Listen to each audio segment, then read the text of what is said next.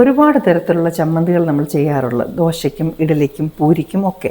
എന്നാൽ ഇന്നൊരു സ്പെഷ്യലായിട്ടുള്ള ഉള്ളിച്ചമ്മന്തിയാണ് നിങ്ങൾക്കായിട്ട് തയ്യാറാക്കി ഞാൻ കാണിക്കുന്നത്.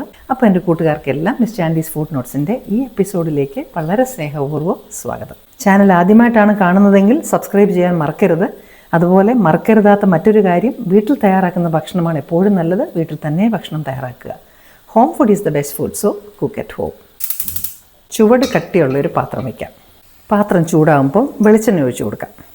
അല്പം എണ്ണയിൽ നന്നായിട്ട് വഴറ്റിയെടുക്കുന്നത് കൊണ്ട് പെട്ടെന്ന് അഴുക്കായി പോകത്തുമില്ല ഈ ചമ്മന്തി. എണ്ണയൊന്ന് ചൂടായി വരുമ്പോൾ നമുക്കതിലേക്ക് വറ്റൽമുളക് ഇടാം. തീ വളരെ കുറച്ച് വെച്ച് വേണം ചെയ്യാൻ. ഒരു ഫ്യൂ സെക്കൻഡ്സ് ഒന്ന് ഇട്ടാൽ മതി. അതിലേക്ക് വെളുത്തുള്ളി ഒരു ഫ്യൂ സെക്കൻഡ്സ് ഒന്ന് വഴറ്റാം. അതിലേക്ക് ചുമന്നുള്ളി ഇടാം. മെയിനായിട്ടും ഉള്ളിയാണ് ചേർക്കുന്നത്, പക്ഷേ ഇതിനകത്ത് അല്പം നമ്മൾ തേങ്ങയും ഒരു തക്കാളിക്കയും ചേർക്കും. ഇത് ഒന്ന് നന്നായിട്ട് വഴറ്റിയെടുക്കാം നമുക്ക്. ഉള്ളി നന്നായിട്ട് റോസ്റ്റായി വരുന്നുണ്ട്. അതിലേക്ക് കറിവേപ്പില, ചെറുതായിട്ടരിഞ്ഞ തക്കാളി നല്ലതുപോലെ നല്ല സോഫ്റ്റാണ്.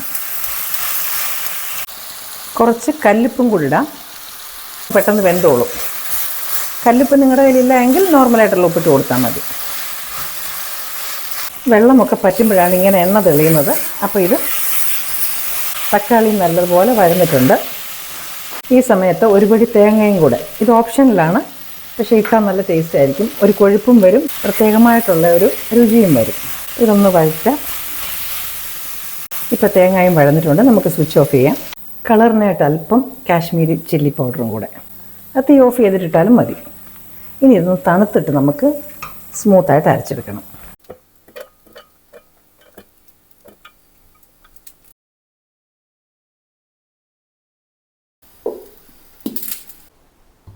നല്ല സ്മൂത്തായിട്ട് അരച്ചിട്ടുണ്ട്.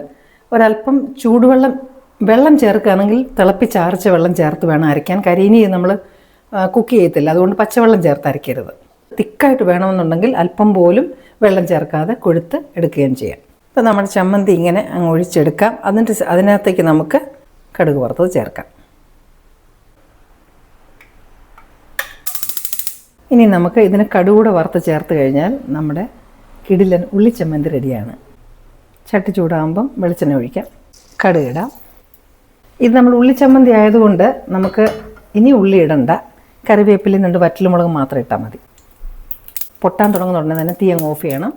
അതിലേക്ക് കറിവേപ്പില ഓഫ് ചെയ്തിട്ടാണ് ഇട്ടത്, ഇപ്പോൾ കരിഞ്ഞു പോകത്തില്ല. വറ്റൽമുളകും നമ്മുടെ കടുക് വറുത്തതും റെഡി ആയിട്ടുണ്ട്. ഇതോടങ്ങ് ചേർത്ത് കൊടുത്താൽ ഉള്ളിച്ചമ്മന്തി റെഡിയാണ്. നിങ്ങളുടെ വാല്യുബിളായിട്ടുള്ള ഫീഡ്ബാക്ക് കമൻസായിട്ട് പോസ്റ്റ് ചെയ്യണം, കൂട്ടുകാർക്ക് കൂടെ ഷെയർ ചെയ്ത് കൊടുക്കണം. ഇതിലേക്ക് നമുക്ക് കടുക് വറുത്തങ്ങ് ഒഴിച്ചു കൊടുക്കാം.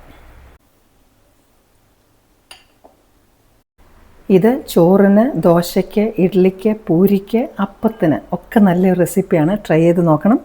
ഇഷ്ടപ്പെട്ടു എന്ന് വിചാരിക്കുന്നു. നിങ്ങളുടെ നിർദ്ദേശങ്ങളും അഭിപ്രായങ്ങളും ഒക്കെ നിങ്ങൾ കമൻസായിട്ട് പോസ്റ്റ് ചെയ്യണം. ഇനിയും നിങ്ങൾക്ക് ഇഷ്ടപ്പെടുന്ന മറ്റു നല്ലൊരു റെസിപ്പിയുമായി വീണ്ടും ഞാൻ എത്തും. Till then I M signing off and you stay safe.